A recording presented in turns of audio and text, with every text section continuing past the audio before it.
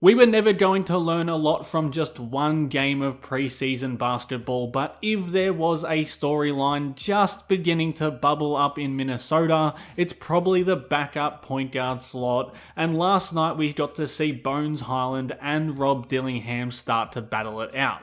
So at least in this one exhibition game, it was intriguing to see how they fill that position in different ways. Bones was the star of the show for Minnesota in this game, and probably the new kid on the block in this conversation. These pull-up threes were the icing on the cake for his game, and it stood out against Rob, who didn't have that pull-up game going, but I feel like dancing on an island for buckets is something we kind of expect both of these players to have in their bags. The differences in this game did come in other ways. In general, Bones was more polished as a downhill scorer attacking the rim in both transition and half-court situations. I really do love this pistol action that a lot of teams like to begin possessions with, where it's a wing give and go with the big here, and Bones being able to beat this defender to the spot and then still finish over a rotated low man is something we just haven't seen from Rob really yet. Dillingham is obviously smaller and less experienced, and we're still seeing him struggle with these low man defenders. Look, the expectation should still be that this part of his game will grow with time, but there's still an aversion there to really get in here into the guts of the defense and make plays at the rim, so if his floater game isn't going like it wasn't in this game, it does kind of limit his options as a scorer. I think if we're talking one preseason game, it is really hard to jump to conclusions about any player, but with his speed and ability to break down defenses off the bounce, this is definitely an area you want to see Dillingham continue to grow in. With a bit more size, length, and experience, Bones probably has him covered right now in terms of making plays below the free throw line.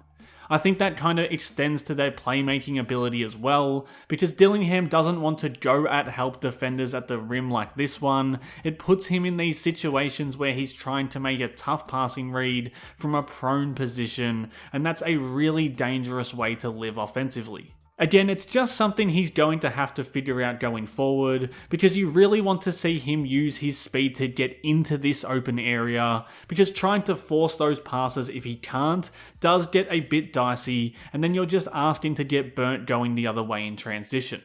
In this game at least, it was kind of the opposite for Bones. His best playmaking flashes came when he did get into the meat of the defense. By attacking the big here in drop coverage, he's forcing this low man to ball watch, and Clark's smart corner dive opens up a passing lane, and Bones pays the bill on that one. This is why Chris Finch preaches deep paint touches and smart cutting, because it's the exact same thing here. He attacks the big in coverage, now the low man has to rotate, Clark cuts behind it, and Bones can make high percentage passing reads from around the rim. Now I think what we get from Dillingham is more of that playmaking from higher in the half court. It's probably less of a killer blow pass, but the ability to force these gap helpers toward him and then find passes from that is probably his biggest strength right now, and it's not an insignificant one. I think because his first step is so explosive, he makes these defenders overcommit off their man, and that's a really great way to drive three-point attempts in a league which is obviously so important to do so right now. He needs to start being able to get 2 feet in the paint and really collapsing defenses around him and then spraying passes from there. But right now he's super comfortable playing in that higher middle region of the defense and finding gaps in that defense either for those shooters or with pocket passes or lobs to bigs.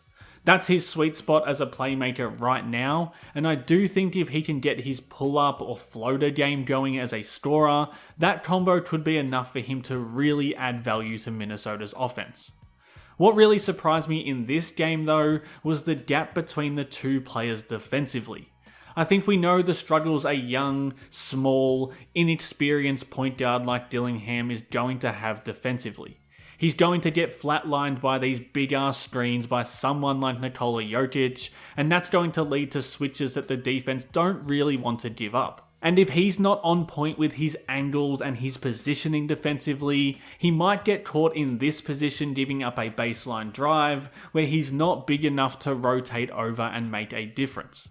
Or if he's stuck as that low man helper, he's got to be so on point to make a defensive play here because he's not really big enough to not be there early. And I think that's the same sort of lapses I kind of expected from Bones more often than not as well. But if he's looking to steal minutes on this roster, a defensive game like the one he put in to open the preseason is a great start. He wasn't perfect, but if he's at least fighting over these hard screens, pursuing the ball, and then peeling off at the right time, he's going to get a check next to his name defensively. Like, he's never going to be someone who gets through every screen, but knowing when and how to peel off onto the roll man and then fight like hell against a bigger body allows the defense to reorient itself around him and does lead to better results. If this was the regular season, I don't think Minnesota is asking Bones or Rob to be the point of attack stopper, but there's value in having someone a little bigger with a little more length and strength out there when they do have to do it. I was impressed by some of his team defense as well, even if it didn't always pan out results-wise. Most of it is simple, like backfilling the defense when the low man rotates over at the rim, and then being able to fan back out and at least hold his own on the drive, and there's not always a Jokic there to find a bucket still in that situation. Again, this is a really smart defensive read to come over and bail out Rudy Gobert. Even if it doesn't quite lead to a turnover, it's probably going to more often than not. And that's just like how making this rotation to cut off a drive and then quickly mapping the floor to get back out and get a hand in the shooter's face is probably going to cause more misses than it does makes like this one. Now, Bones hasn't been known for stringing defensive possessions like this together for full games, so this could be a preseason thing, or a playing against your old team thing, or just a one night only thing, but if there is indeed a little training camp war going on for those backup point guard minutes, Bones has probably won the first battle with his defense in Game 1. Both of these guys are super upbeat, super exciting types of players who do add certain things to a team, so it's definitely a watch going forward as we get closer to the regular season. If you like this video, hit subscribe, or leave a like, or leave a comment and help grow House and Drows as a channel, and thanks again for watching.